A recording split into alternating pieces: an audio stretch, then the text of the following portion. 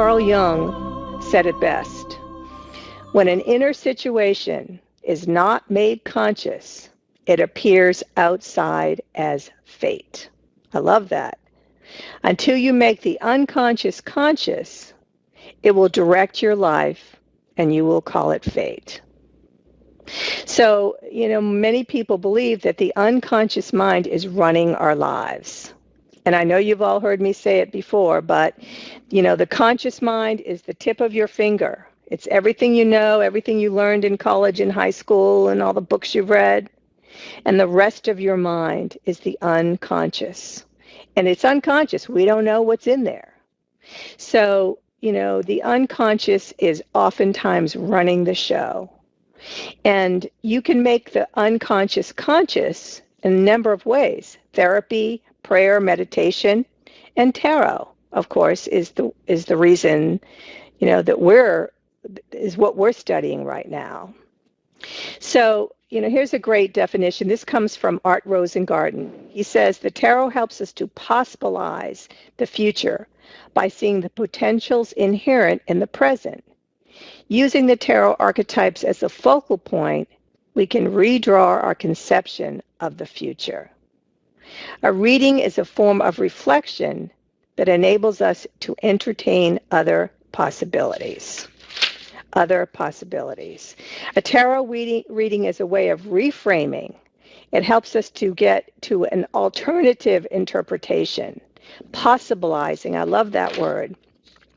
As a reader, I can interpret the cards from a predictive point of view, or the cards could also be suggesting different scenarios for someone to consider. I think of it as borrowing the eyes and the mind of spirit, not some woo-woo fortune telling, but rather a way to entertain other possibilities and a manner of reflection.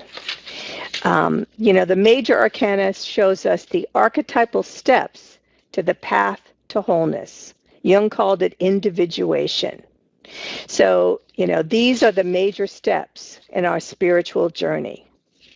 One more slide here about what is tarot. I dwell in possibility.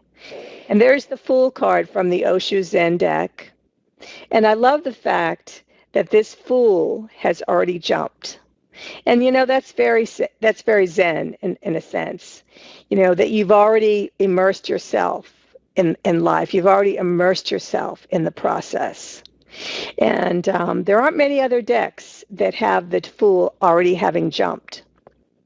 So tarot is a deck of possibilities. Angeles Arian says that tarot is a symbolic map and ancient book of wisdom. It is symbolic information embossed on cardstock. People often ask me, do you really believe in the tarot? And I do not believe in tarot. It's just cardboard, just like she says. It's symbolic information embossed on cardstock. What I do believe in is the power of our consciousness, the power of our mind, and the power of spirit to communicate with us through these images. Tarot is a synchronistic, nonlinear, and systematic. It is a powerful tool for moving us to higher levels of consciousness. Jung referred to them as archetypes of transformation. I love that, archetypes of transformation. The imagery is the language of intuition.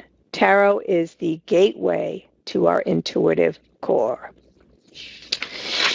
So I was drawn to this deck because of the Zen philosophy. Let me just make comment on this. We think of the tarot cards as being examples of what Jung called the archetypes. These are templates of human behavior. These are expressions of our human condition. And the Empress, of course, is the archetypal mother. The Emperor is the archetypal father. All of the tarot cards are archetypes. They are visual expressions of Jungian archetypes. And if you look here, I just, picked 3 empresses, including creativity from the Osho deck, which is just a magnificently beautiful card. So we look at these cards as archetypal.